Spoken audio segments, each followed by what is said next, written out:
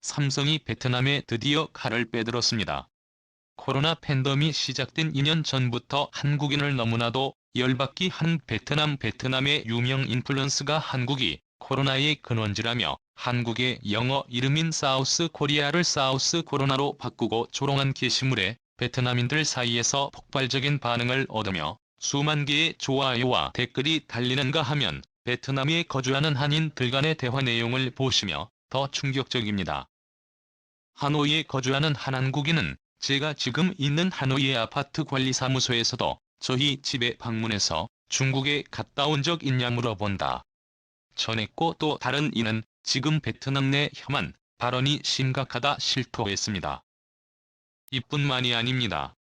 베트남 현지 매체 VNexpress에 떨며 심지어 최근 맨친 베트남 총리가 현지의 삼성전자 생산시설을 방문해 한국과 삼성이 베트남의 백신을 좀 도와달라라는 무리한 요구까지 하는 등 날이 갈수록 한국을 대하는 베트남의 태도가 점점 더 심각해지고 있습니다.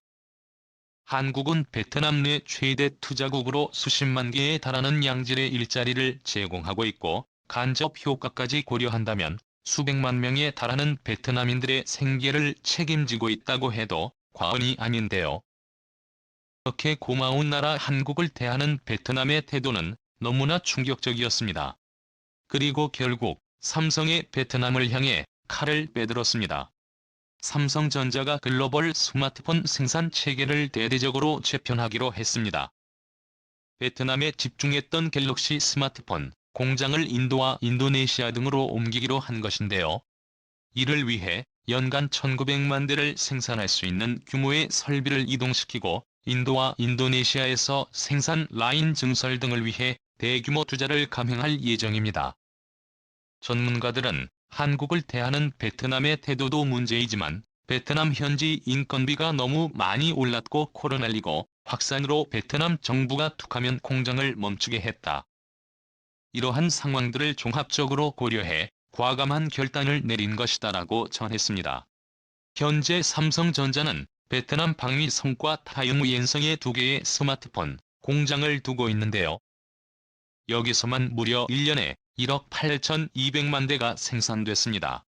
세계 최대 규모의 스마트폰 생산 기지인데 이 때문에 베트남은 대부분의 동남아 국가들의 마이너스 성장률을 기록한 코로나 팬데믹 기간 동안에도 홀로 2%가 넘는 GDP 성장률을 기록하며 승승장구했습니다.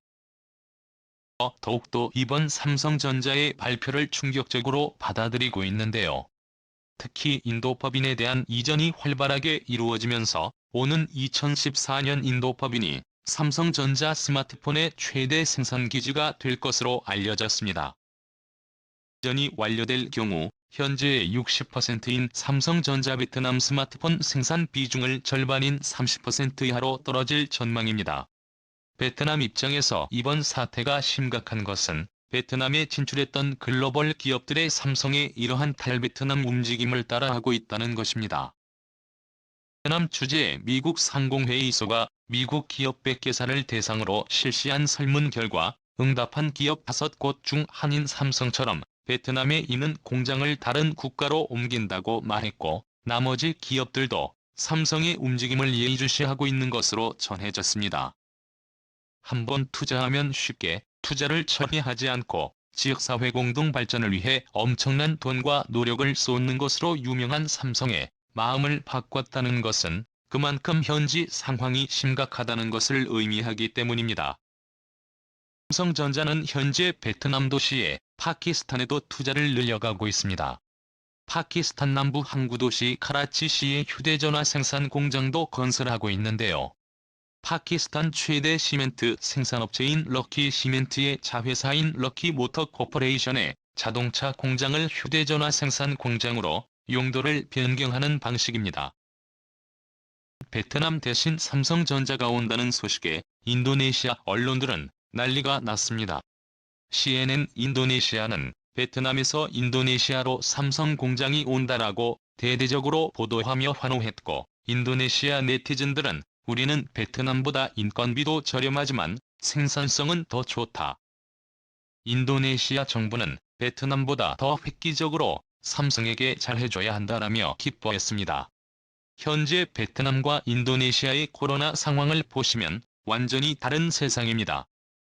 일본산 진단키트만 믿고 자신만만했던 베트남은 현재 역대 최대 위기를 맞이하며 사상 최고 많은 일을 신규 확진자 수가 나오고 있는 반면 코로나 팬데믹 초기부터 한국산 진단키트와 한국산 방역 물품으로 중무장한 인도네시아 안에 현재 하루 300명을 넘기지 않으며 매우 안정된 상황을 만들어냈습니다.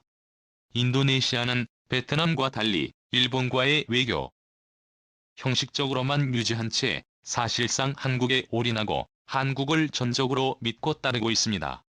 인도네시아의 조코 위도도 대통령은 문재인 대통령을 존경하는 형님이라 칭하며 전 세계 언론들이 집중 보도한 바 있는데요. 사실 삼성 등 한국 기업이 인도네시아에 투자를 집중하게 되면 얻을 수 있는 효과도 대폭 늘어나게 됩니다. 인도네시아의 GDP는 200조 원으로 베트남의 3배가 넘습니다. 인구수도 약 7,200만 명으로 베트남보다 3배나 많은데요. 삼성 등 한국 기업들의 현재 베트남에서 국민기업으로 등극했듯이 인도네시아에서 국민기업으로 등극하게 되며 얻을 수 있는 효과는 상상을 초월합니다.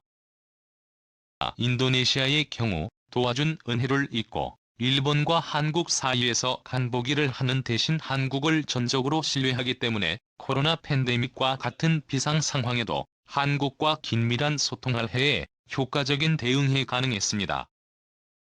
의 믿음 베트남과 한국의 믿음 인도네시아의 완전히 다른 코로나 상황처럼 말이죠. 이러한 삼성전자의 파격 발표가 나오면서 중국도 비상이 걸렸습니다. 중국은 최근 코로나 에고제 확산으로 칠안 지역을 완전히 봉쇄해버렸는데요. 현지의 공장들은 대부분 가동 중단된 가운데 삼성전자의 현지 반도체 공장과 삼성 SDI 배터리 공장만 정상 가동할 수 있도록 특혜를 준 것으로 알려졌습니다. 주중 한국 대사관 고위 관계자는 이날 주중 특파원단 간담회에서 시안 현지의 기업 활동이 제한되면서 거의 모든 공장이 중단된 상태인데 삼성 반도체 공장은 시안 정부의 특별 조치 속에 정상적으로 가동되고 있고 삼성 SDI 공장도 정상적으로 하고 있다고 전했습니다. 중국이 위험을 무릅쓰고 이렇게까지 삼성에 특혜를 주고 있는 것은 최근 삼성이 이러한 중국의 특혜에도 시안 반도체 생산 라인 축소 가동이라는 충격적인 결단을 해버리면서 중국에서 반도체 공장 완전 철수도 언제든 가능해졌음을 시사했기 때문인데요.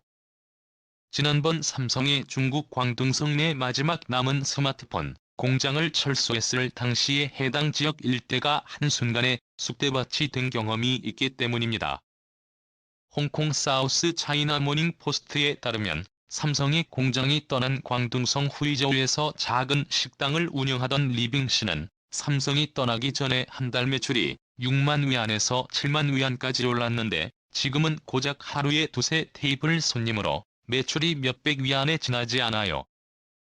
호소했고 편의점 주인 리와 씨는 지역 주민의 소비가 거의 죽어가고 있다며 9월부터 삼성 공장에서 일하던 농민공이 떠나면서 지금 매출은 8월보다 80%나 떨어졌다. 라고 말했습니다. 삼성이 이번에 반도체 공장마저 철수해버릴 경우 글로벌 기업들이 삼성과 함께 타이, 중국, 러시아의 속도를 낼 가능성이 높기 때문에 이번에는 중국 한 도시가 아닌 중국 대륙 전체가 될 위기에 직면할 수 있습니다. 오늘도 감사합니다. 최고로 멋진 하루 보내시길 바랄게요.